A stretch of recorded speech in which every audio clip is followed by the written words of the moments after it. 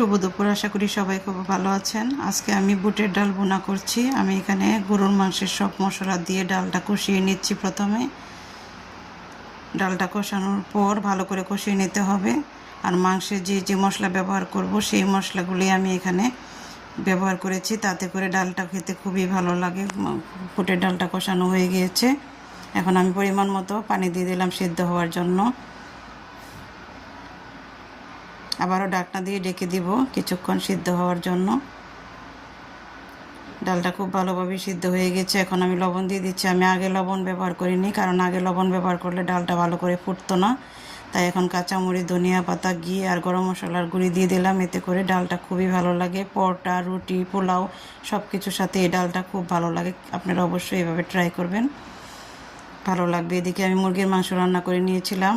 Current ছিল না, তাই আপনাদের সাথে শেয়ার করতে পারিনি। আর করেছি কাঁকরোল ভাজি। এই ছিল আজকে আমার দুপুরের আয়োজন।